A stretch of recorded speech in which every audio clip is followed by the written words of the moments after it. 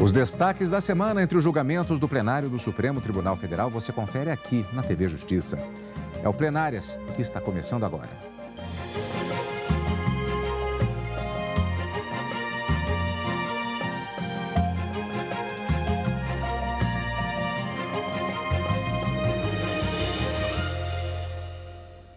Hoje, com as sessões dos dias 19 e 20 de março de 2014. Karina, muitos temas na pauta de julgamentos. Quais os que você destacaria, particularmente na sessão plenária da quarta-feira?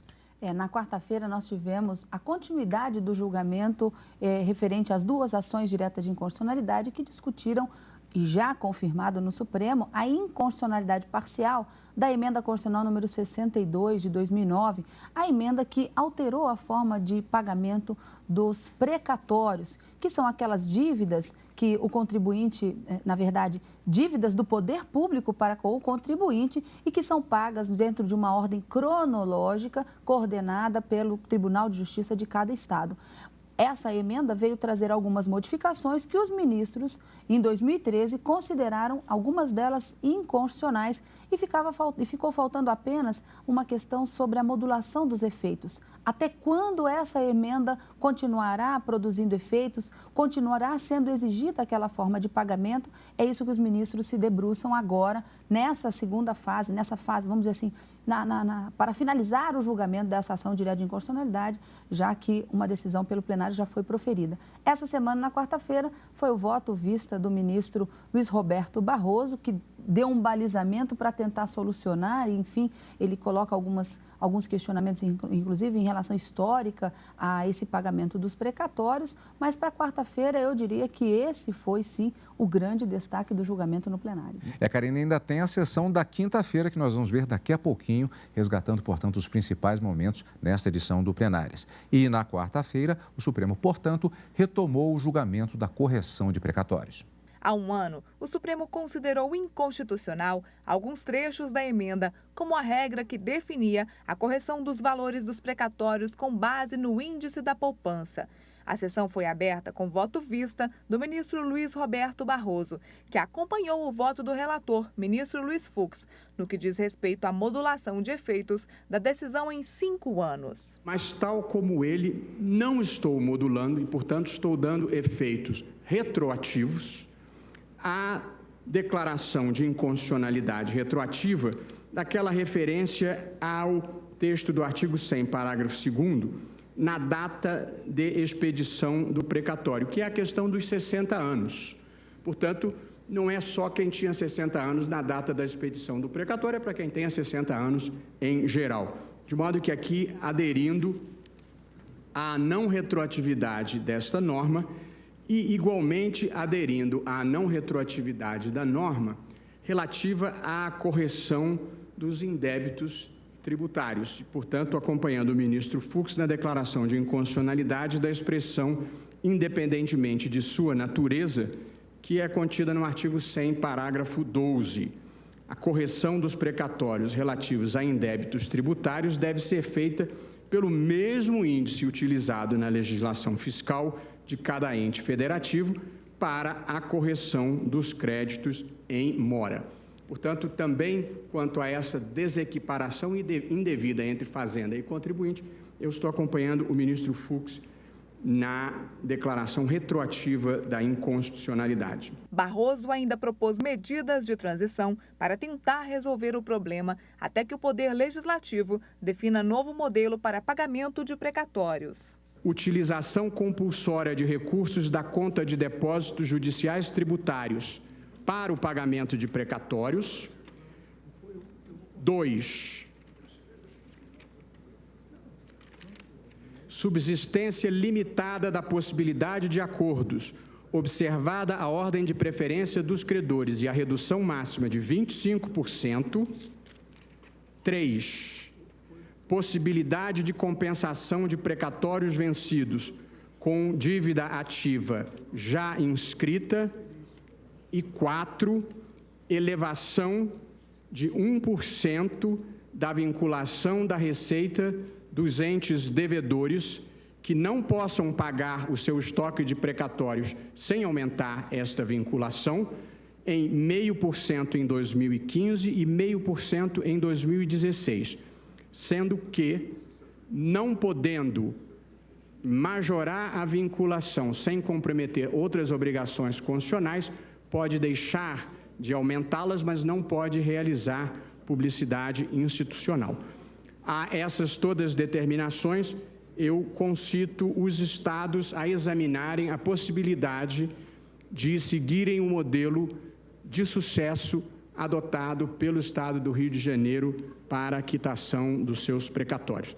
É como voto, presidente. O ministro Teori Zavascki acompanhou o voto do relator com uma pequena mudança sugerida pelo ministro Barroso. A mudança é para que o índice da caderneta de poupança seja aplicado até 14 de março de 2013, data do julgamento da ação. Nós estamos dando um tratamento normativo que, a rigor, tem que ser aplicado para todo mundo, independentemente de ter ajuizado ou não a demanda. Senão nós teremos uma modulação para quem tem uma ação judicial e outra modulação, ou seja, outra norma para quem não entrou em juízo, para quem acreditou na legitimidade da norma.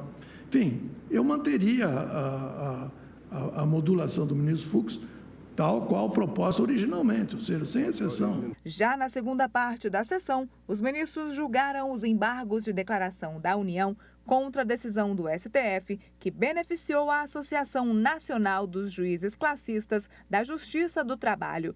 No ano passado, o Supremo julgou um recurso pedindo a incorporação do auxílio moradia ao provento dos juízes classistas que atuaram entre 1992 e 1998. O relator, ministro Marco Aurélio, esclareceu que a equiparação dos magistrados classistas aos juízes togados era válida e, por isso, rejeitou os argumentos da União. Os classistas que se aposentaram ou cumpriram os requisitos para aposentadoria na vigência da Lei 6.903 de 81, beneficiários que são do regime de paridade têm jus aos reflexos da parcela, simples reflexo, não é direito à parcela em si, aos reflexos da parcela autônoma de equivalência nos próprios proventos, não em virtude de não há suposta equiparação com os togados da ativa, mas em decorrência da simetria legal dos ganhos com os dos classistas da ativa. Não havia como assentar a efetiva extensão da paridade entre os classistas inativos e ativos sem determinar-se a remuneração a que teriam direito os magistrados da representação em atuação enquanto vigente o regime. Nesse passo, revelou-se necessária uma reflexão sobre a fórmula de cálculo dos vencimentos do cargo paradigma, de modo que, no pedido voltado à aplicabilidade da Lei 6.903 de 81 aos aposentados ou aos que atenderam aos requisitos para passagem à inatividade na respectiva vigência, estaria implícita, embora inequívoca, ante a conjugação do pedido recursal ao pleito inicial, a análise e solução do pleito de repercussão da parcela de equivalência salarial aos classistas da ativa e, por via de consequência, aos classistas inativos. Sendo esses os pontos veiculados pela recorrente, pela União, provejo os declaratórios, prestando os esclarecimentos acima, sem emprestar-lhes eficácia modificativa. É como voto. Em decisão unânime, o plenário manteve o benefício. Portanto, a sessão plenária da quarta-feira teve diversos momentos, inclusive o voto do ministro Barroso, ele foi bastante detalhado, até uma demanda específica pelo tipo de voto em relação ao que estava sendo questionado. O ministro, como você disse, ele acabou balizando, inclusive, até mesmo uma alteração que foi feita no voto do próprio ministro, relator Luiz Fux. O que exatamente foi essa questão, Karine? A proposta do ministro Luiz Roberto Barroso era em relação ao índice da caderneta de poupança, que os ministros já haviam julgado como inconstitucional a sua aplicação.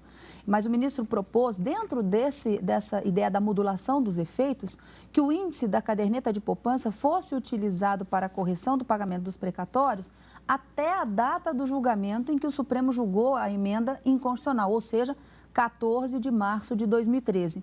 Então, para aqueles precatórios anteriores a essa data, aplica-se, desde a vigência da emenda constitucional em 2009 até 14 de março de 2013, aplica-se o índice da caderneta de poupança como índice de correção. Mas a partir desta data, que foi quando o Supremo julgou inconstitucional, o índice não poderia mais ser aplicado em razão da decisão proferida pelo Supremo.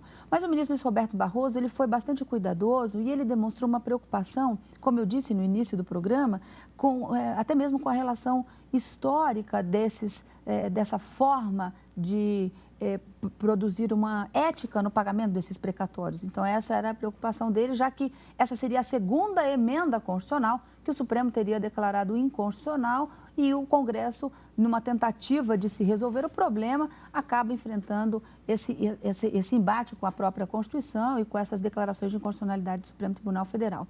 Então, ele disse, não basta que nós declaremos inconstitucional, nós temos agora que fazer uma atuação conjunta institucional, Poder Judiciário e Poder Legislativo. Então, na tentativa ou na expectativa de ajudar o Legislativo a contornar esses problemas e poder elaborar uma norma efetivamente que venha ao encontro dos anseios constitucionais, o ministro propôs 4 medidas que, para ele, seriam constitucionais, por óbvio, e talvez tentar solucionar o problema desse pagamento dos precatórios. Então, ele traça, como nós vimos na reportagem, as balizas do seu voto e propõe essa modulação, quando, então, outros ministros, o ministro Dias Toffoli, interrompeu o julgamento, pedindo vista para poder melhor analisar e detalhar. E eu diria que foi até uma situação curiosa, porque durante a sessão, quando o ministro Dias Toffoli anunciou que pediria vista, até pedindo vênias à ministra Rosa Weber, que seria que votaria logo depois, o ministro Gilmar Mendes também disse que pediria vista e o ministro Joaquim Barbosa disse, bom, se ninguém pedisse, eu também iria pedir. Enfim, trata-se de uma situação bastante delicada, uma circunstância cuja inconstitucionalidade já foi proferida pelo plenário, mas essas balizas devem ser estudadas e a decisão do Supremo, tomada em sede de ação direta de inconstitucionalidade, todos nós sabemos, tem efeito vinculante, tem força vinculante e, portanto, uma solução deve ser dada. Por isso, essa preocupação e esses votos vistas sendo pedidos para poder melhor estudar e, depois do voto do ministro Luiz Roberto Barroso, com essas balizas, estudar melhor essa proposta para poder definitivamente decidir sobre essa modulação de efeitos. Mas precatório, sem dúvida alguma, foi o grande destaque da quarta-feira. E o voto vista do ministro Dias Toffoli, quando for apresentado, você, claro, vai acompanhar ao vivo, direto do plenário e aqui no Plenárias também. Vamos, portanto, para a sessão plenária da quinta-feira, dia 20 de março de 2014.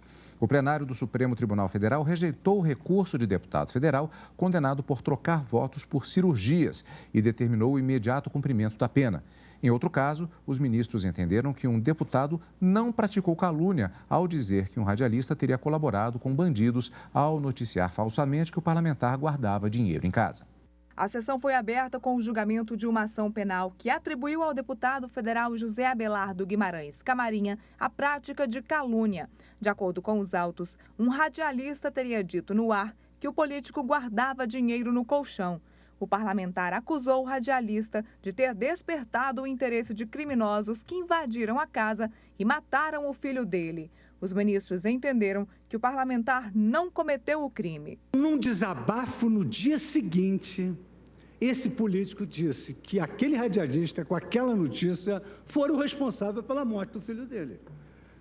Quer dizer, não há nenhum delito contra a honra aí, isso foi um desabafo que, na pior das hipóteses, a maior vítima desse lamentável episódio foi exatamente o próprio político, que teve o filho brutalmente assassinado por uma notícia falsa desse radialista. O plenário ainda julgou improcedente a acusação contra o deputado federal Romário. O autor da ação alega que o deputado teria cometido crime de injúria ao dizer que diretores de clubes esportivos merecem 100 anos de prisão.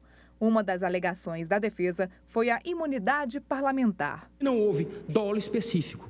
Agiu tão somente com a intenção de criticar e não de praticar injúria contra o querelante. Para o relator ministro Teori Zavascki, o deputado federal não cometeu o crime, já que não teve intenção de ofender, mas não aceitou o argumento de imunidade parlamentar. Os demais ministros acompanharam o relator. Essa declaração não evidencia o dolo específico imprescindível à configuração do delito, mas sim ânimo de criticar gravosamente ou não o que não ingressa na órbita criminal, pois afastado do elemento subjetivo do tipo, até em função do princípio da intervenção mínima. É aqui que se analisa a conduta exclusivamente pelo ângulo criminal e, segundo o magistério de Heleno Cláudio Fragoso, o propósito de ofender integra o conteúdo de fato dos crimes contra a honra. Trata-se do chamado dolo específico, que é elemento subjetivo do tipo inerente à ação de ofender. Em consequência, não se configura o crime se a expressão ofensiva for realizada com o propósito de debater ou criticar. Assim, a inocorrência de tipicidade da conduta narrada leva à rejeição da queixa-crime pela leitura conjugada dos artigos 6º, caput da Lei 8.038 e 397, inciso 3 do Código de Processo Penal. É assim que eu voto, senhor presidente. Aqui, no caso, qual é o contexto? Uma reunião numa determinada associação esportiva na cidade de São Paulo, no Parque São Jorge, no Esporte Clube Corinthians Paulista, em que as imputações objeto desta presente queixa-crime foram proferidas pelo querelado e posteriormente materializadas numa ata notarial que instrui a petição com que se ajuizou a presente ação penal privada. A cláusula de inviolabilidade, portanto, como aqui já foi salientado e agora pelo eminente ministro Ricardo Lewandowski, exige que esses requisitos estejam presentes, sob pena de se consagrar um abuso total no desempenho do ofício congressional. Mas, de qualquer maneira, a ausência da tipicidade subjetiva, tal como destacada pelo eminente ministro relator, considerada a ocorrência aqui de uma excludente anímica, uma vez que há um ânimos, o ânimos criticandi, que representa a vontade de criticar, ainda que de forma dura ou acidamente determinada pessoa, especialmente quando se cuida de figura pública, como é o caso do ora querelante, independentemente de exercer ou não uma função de governo. Mas o fato é que, ausente a tipicidade subjetiva e considerada a circunstância de que, enfim, pela doutrina finalista, a culpa se desloca para o plano da tipicidade penal, torna-se evidente a inocorrência, a não configuração típica de uma conduta punível. Por isso, com essas breves considerações, e destacando ainda não só a brilhante manifestação do ilustre defensor público, mas também o douto pronunciamento do eminente Procurador-Geral da República, que, atuando como fiscal da lei neste procedimento penal, externou a sua fundamentada opinião no sentido da ausência de tipicidade penal. Eu acompanho inteiramente o eminente ministro relator. O plenário ainda rejeitou o recurso apresentado pelo deputado federal Asdrubal Bentes e votou pelo imediato cumprimento da pena. O deputado foi condenado por oferecer cirurgias de esterilização em troca de votos, quando disputou a eleição para prefeito de Marabá, no Pará. Eu estou entendendo eles protelatórios, senhor presidente, e discute aqui a questão da dosimetria. Eu até fiquei vencido na questão. Os votos vencedores estão devidamente fundamentados. Quanto à dosimetria, eu voto, então, senhor presidente, no sentido de não conhecer destes embargos de declaração, afirmando os protelatórios, e proponho o imediato reconhecimento do trânsito em julgado à decisão condenatória, independentemente da publicação do acordo deste julgamento, com o lançamento do nome do réu no rol dos culpados e a expedição imediata do competente mandado de prisão, expedindo-se guia de execução penal para ser cumprida pela Vara de Execução Penal da Circunscrição Judiciária de Brasília, DF, comunicando-se tão logo efetivada a prisão do réu a este Supremo Tribunal Federal e a Vara de Execução Penal da circunscrição judiciária de Brasília. E também que se oficie nos termos do que anteriormente determinado, já no julgamento ocorrido anteriormente, a mesa diretiva da Câmara dos Deputados para fins de deliberação a respeito de eventual perda de mandato pelo sentenciado em conformidade com o preceituado no 55(6), parágrafo 2º da Constituição Federal. O deputado foi condenado a uma pena inferior a 4 anos e, por isso, irá cumpri-la em regime aberto. Ele poderá ainda participar das votações na Câmara, já que ainda exerce mandato parlamentar. O plenário ainda julgou procedente uma reclamação que discutia a progressão de regime em casos de condenações por crimes hediondos. A maioria acompanhou o voto vista do ministro Teori Zavascki, que tomou a decisão por causa da súmula vinculante número 26 do STF. Bom, portanto, sessão plenária da quinta-feira. Aqui, no caso, Karina, a predominância, como na verdade é comum, de temas relacionados a direito penal, mas com algumas características, né? Nós tivemos peculato e, particularmente, também crimes contra a honra em mais de um processo. Uma ação penal foi concluída, julgando pela absolvição. Um outro inquérito não foi, na verdade, foi julgado improcedente, porque os ministros aplicaram um dispositivo legal que permitia que, no próprio julgamento, o inquérito se transformasse em ação penal e eles já julgassem essa ação penal improcedente em razão da atipicidade dos fatos que foram narrados. Inclusive, havia um inquérito contra o deputado federal Romário e, nesse sentido, os ministros acabaram decidindo que ele não teria ofendido a honra da outra pessoa, de quem teria apresentado essa queixa-crime, já que seria um crime de natureza privada, mas que ele estaria apenas desabafando num tom de crítica e afastaram, inclusive, a imunidade material que a Constituição garante a esses parlamentares quando no exercício no próprio exercício parlamentar. Mas, nesse caso, eles entenderam que teria sido apenas uma crítica e não propriamente uma ofensa, não havia materialidade do crime, da injúria, a vontade de ofender não estava presente na narrativa dos fatos. E na quinta-feira também, como vimos, houve a confirmação de uma condenação proferida contra um deputado também que vai já iniciar o cumprimento de pena no regime aberto.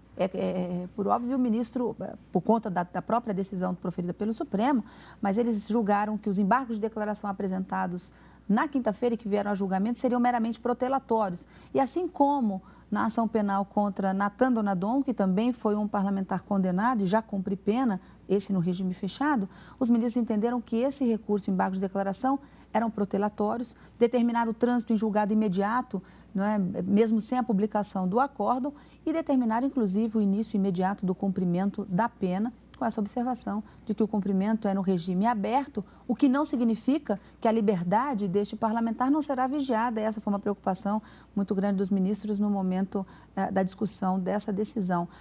Embora cumpra a pena no regime aberto, não significa que ele não tenha algumas obrigações a serem cumpridas diante do juízo da execução penal. Então, haverá agora uma apresentação e essa liberdade será cerceada.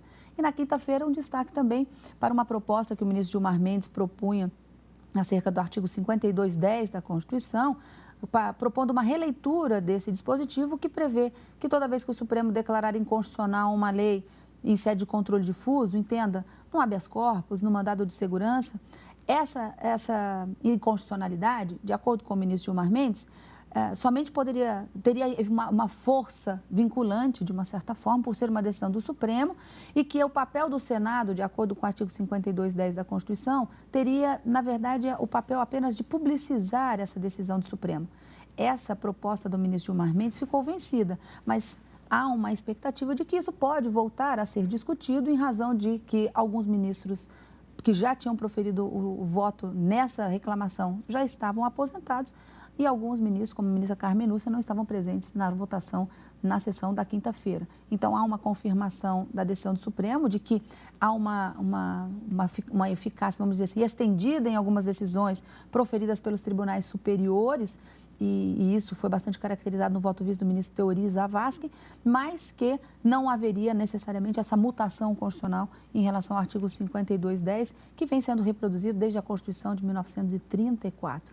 Mas há uma confirmação de que essas decisões do Supremo, elas têm sim essa força expansiva, mas não propriamente vinculante, que seria própria das decisões proferidas em controle concentrado de constitucionalidade. Ação direta de inconstitucionalidade, declaratória de constitucionalidade, súmulas vinculantes.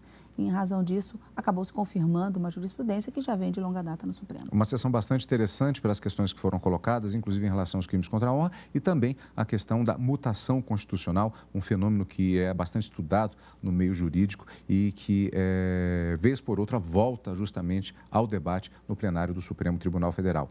Karina, estes foram os destaques da semana. Nós temos, portanto, como sempre, encontro marcado com nossos amigos telespectadores na semana que vem. Na quarta e na quinta-feira, ao vivo, no Direto do Plenário e no final de semana com plenárias. Obrigado, como sempre, pela sua companhia e continue conosco aqui na TV Justiça.